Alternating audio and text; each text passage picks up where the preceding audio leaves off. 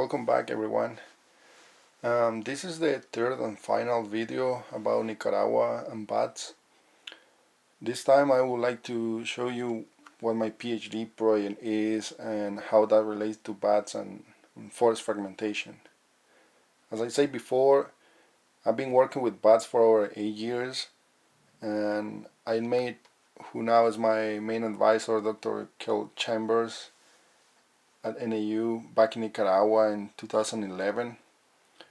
And we have been working in a variety of bat-related topics. I'm trying to understand how species are affected by human alterations of the forest. So here in this close-up of the South Pacific part of Nicaragua, we have a vegetation map with some classification, and when we look even closer, we notice that the level of fragmentation in this area is very variable. Forest fragment and the amount of mature forest and configuration of these patches, for example, how close is a patch of forest from another one, are very different across the landscape. In the image of the left, we can see in red urban areas which are surrounded by a lot of non-forest, which is the gray part. And in the other side, we see less urban areas and a lot more forest, especially mature forest, which is the dark green. When you are catching bats, the species abundances that you find on one disturbed site can be way different than the ones in a less disturbed one. So much of my work is to analyze those differences and try to understand what landscape conditions or metrics benefit or are correlated with X or Y species. These landscape metrics, as we call them, will be useful to predict the occurrence of those species. But this is thanks to that the species response is going to also vary with the level of fragmentation, depending also on other factors like the degree of specialization. And for example, in this graph, we see that the species on the left has a preference for large patches of forest, and the tolerances are not very big, while the other species can be found in basically all sizes of patches. So for the species on the left, a large and highly connected forest patch and landscape will be way more important. So we worked the first couple of years in 2011 and 2012 capturing about 2,000 bats of 50 different species in just this area. Over half of them, of all the individuals, belong to only 3 species, which happen to be species that are well adapted to this disturbed forest. And these were mostly the one on the top, which is a Jamaican fruit-eating bat. The second one is a common short-tailed bat, and the last one is the vampire bat, because there's a lot of cattle and cows in the area. So the findings of this study were published in a paper in 2016, and again you can use your phone to find the link to that paper. Now for my PhD, I'm trying to use a data set of over 700 locations and 17,000 bats all over the country to do kind of the same analysis and look for patterns.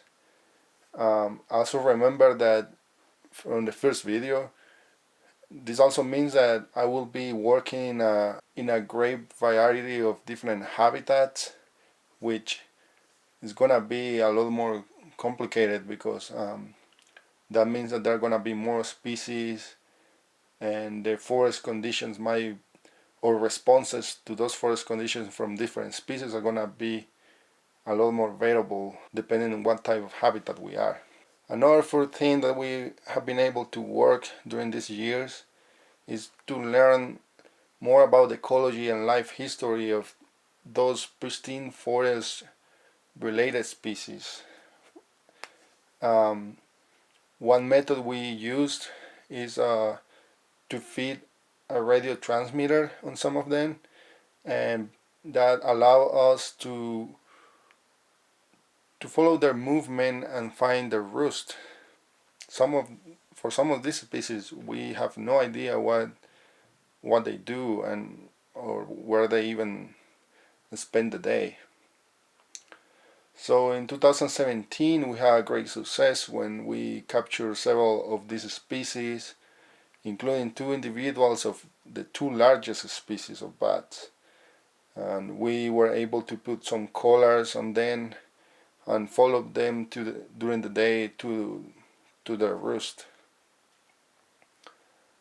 We were able to find a good number of them and learn what some of their preferences of roosting are. For example, for this first species in the table, Philostomus astatus, we follow a male, and we found that they are living in a tree of a certain species, pretty high from the ground, 14 meters, and this tree was pretty big, it's about 4 feet in diameter, and we found it about just over a kilometer away from where we captured it.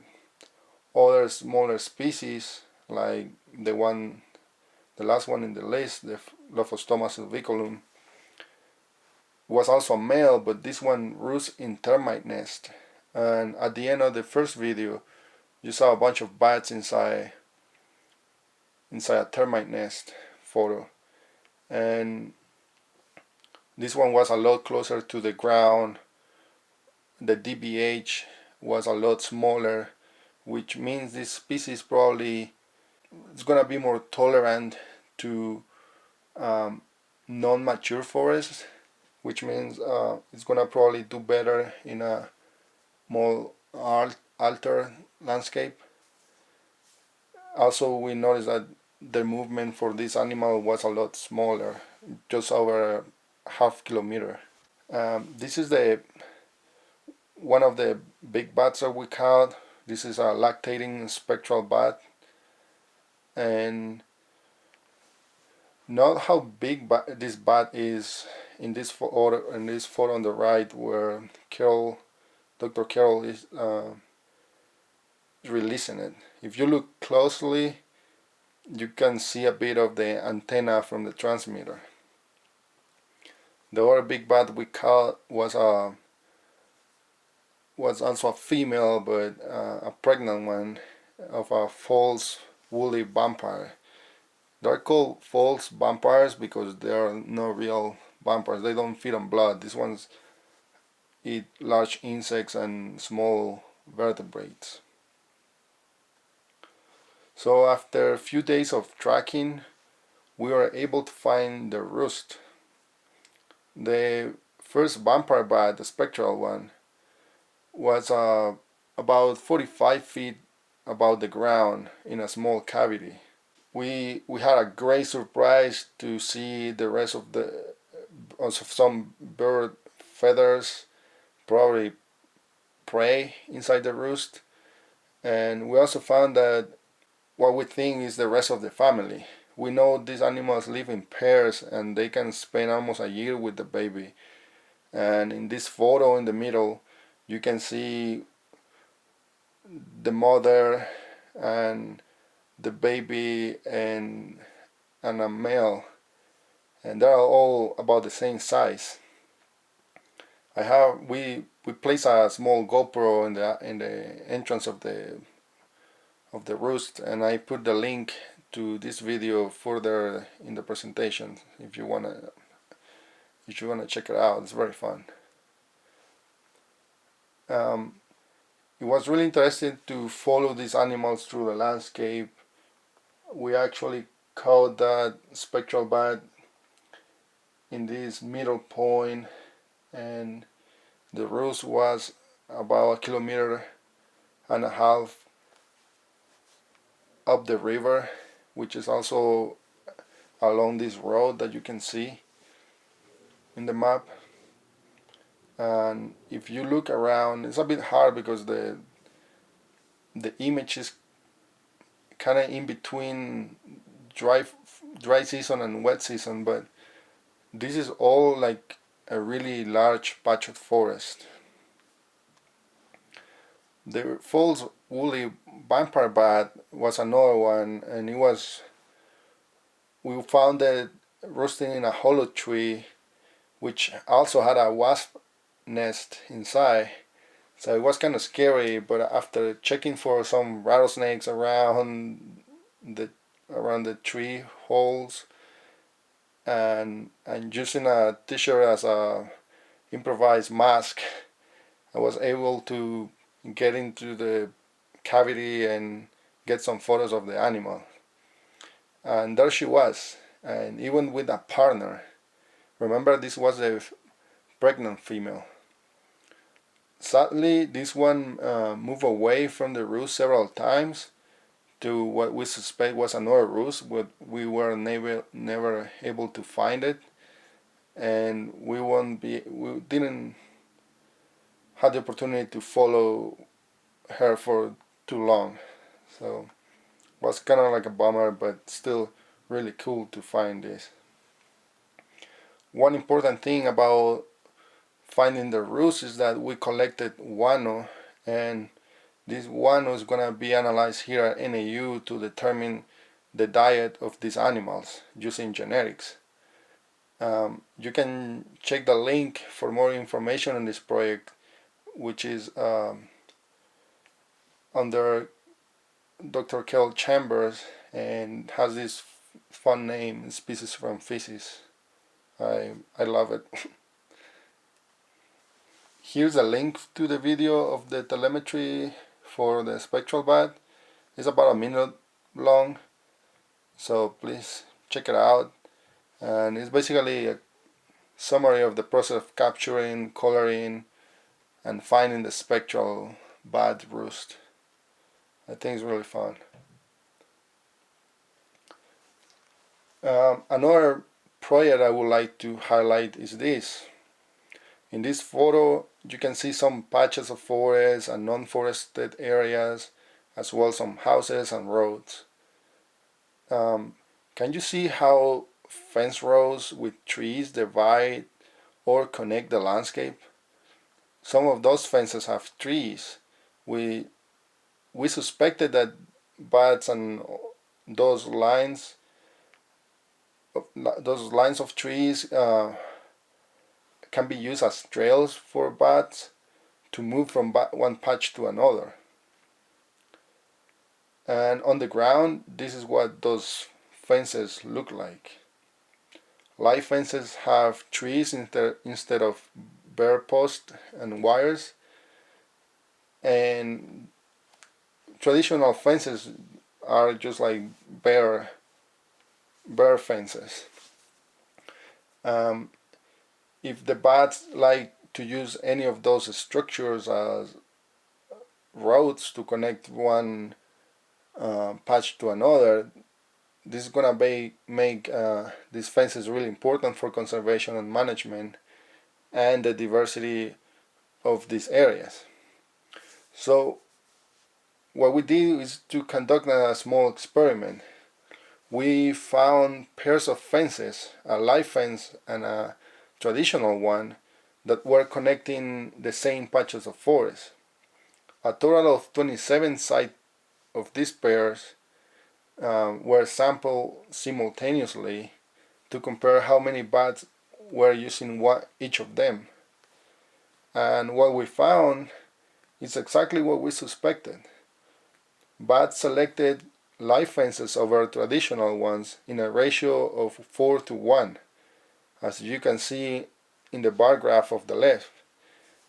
Bats were not only a lot more abundant, but also a lot more diverse, as you can see in the graph of the right, with the blue line representing the species richness or number of species that you find in live fences compared to the traditional ones in orange.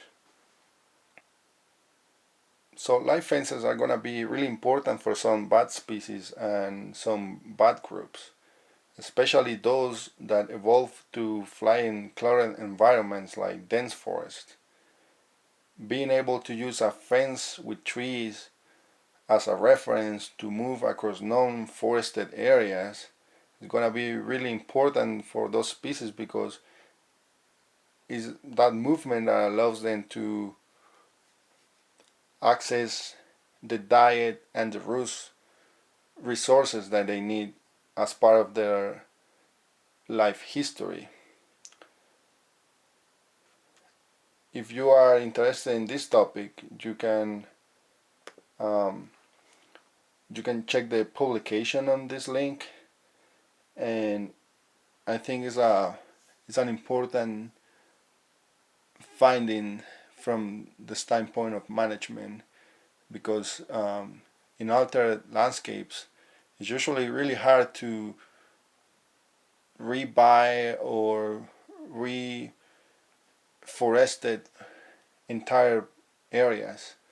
And thanks to this finding, we know that there are small scale things that we can do to improve and benefit the population of bats. There's also some limitations. We don't know that this is a we don't know, we don't think this is gonna be a perfect solution to improve, to completely solve the connectivity between patches in fragmented landscapes, but it's definitely something that's gonna help some species. With that in mind, I would like to thank you for watching these videos. Feel free to contact me if you have questions about this topic, or if you are interested in bats or any other wildlife. Once again, thanks to Dr. Pete Foulet for the invitation. Stay safe and goodbye.